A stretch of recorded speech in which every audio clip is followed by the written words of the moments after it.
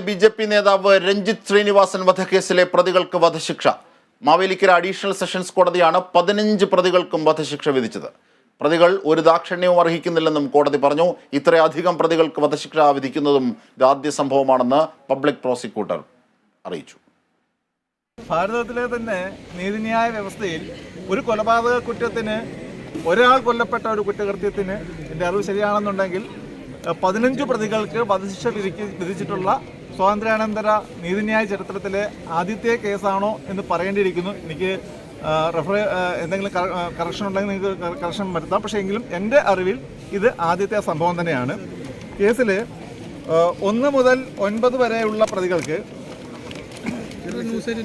1 മുതൽ 9 വരെയും 11 മുതൽ 15 വരെയുള്ള പ്രതികൾക്കും 143 IPC വകുപ്പ് പ്രകാരം 6 മാസം തടവ് ശിക്ഷ വിധിച്ചിട്ടുണ്ട്. അതേപോലെ തന്നെ അതേ 1 മുതൽ 9 വരെയും 11 മുതൽ 12 വരെയുള്ള പ്രതികൾക്കും 147 വകുപ്പ് പ്രകാരം 2 വർഷം തടവ് ശിക്ഷ വിധിച്ചിട്ടുണ്ട്. 1 മുതൽ അതേ പ്രതികൾക്ക് തന്നെ 148 IPC വകുപ്പ് പ്രകാരം 3 വർഷം തടവ് ശിക്ഷ വിധിച്ചിട്ടുണ്ട്.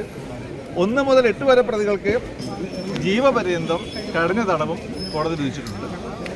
മാത്രവുമല്ല, പല കൗണ്ടുകളിലായി ഇന്ത്യൻ ശിക്ഷാ നിയമത്തിലെ അന്വേഷണ ഉദ്യോഗസ്ഥൻ കോടതിയിൽ ഹാജരാക്കിയിട്ടുള്ള കുറ്റപത്രത്തിൽ ആരോപിച്ചിട്ടുള്ള എല്ലാ വകുപ്പുകൾ പ്രകാരവും പ്രതികൾക്ക് തടവ് ശിക്ഷയും അതേപോലെ തന്നെ ഫൈൻ എമൗണ്ടുകളും വിധിച്ചിട്ടുണ്ട്.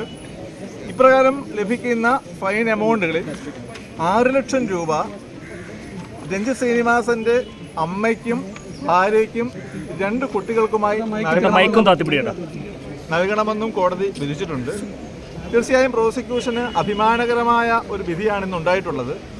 ഈ കണ്ട കാലം മൊത്തം പ്രോസിക്യൂഷൻ നടത്തിയിട്ടുള്ള കേസിൽ ഈ പ്രോസിക്യൂഷൻ കൊടുത്തിട്ടുള്ള തെളിവുകളെല്ലാം കോടതി സ്വീകരിച്ചു. അതുകൂടാതെ അപൂർവങ്ങളിൽ അപൂർവമായ കേസിൻ്റെ പരിധിയിൽ ഉൾപ്പെടുന്നതാണ് ഈ കൊലക്കേസ് എന്നുള്ള പ്രോസിക്യൂഷൻ്റെ വാദവും കോടതി പൂർണ്ണമായും സ്വീകരിച്ചിട്ടുള്ളതിൻ്റെ അടിസ്ഥാനത്തിലാണ് മുഴുവൻ പ്രതികളെയും മരണം വരെ തൂക്കിലേറ്റാൻ കോടതി വിധിച്ചിട്ടുണ്ട്. ഇത് 10ാം പ്രതിയെ ഇന്ന് ഹാജരാക്കിയിരുന്നില്ല. 10ാം പ്രതി മെഡിക്കൽ കോളേജിൽ ചികിത്സയിലാണ്. അദ്ദേഹത്തിനും കൂടി ഈ വിധി ബാധമല്ല, അദ്ദേഹത്തെ വധിച്ചാണോ? തീർച്ചയായും. കാരണം 10ാം പ്രതി മെഡിക്കൽ ഗ്രൗണ്ടുകളിൽ കോടതിയിൽ ഹാജരാക്കാതിരുന്ന കാരണത്താലാണ് 10ാം പ്രതിക്കെതിരായിട്ടുള്ള ശിക്ഷ പ്രഖ്യാപിക്കാതിരുന്നിട്ടുള്ളത്.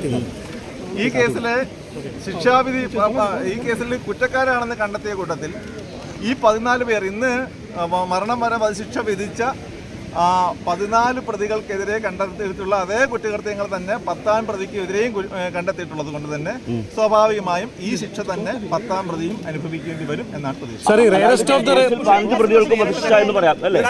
കേസിൽ കുറ്റപത്രത്തിൽ പ്രഥമ കുറ്റപത്രത്തിൽ പറഞ്ഞിട്ടുള്ള മുഴുവൻ പ്രതികൾക്കും വധശിക്ഷ എന്ന് തന്നെ ഇത് തത്വത്തിൽ പറയാവുന്നതാണ്.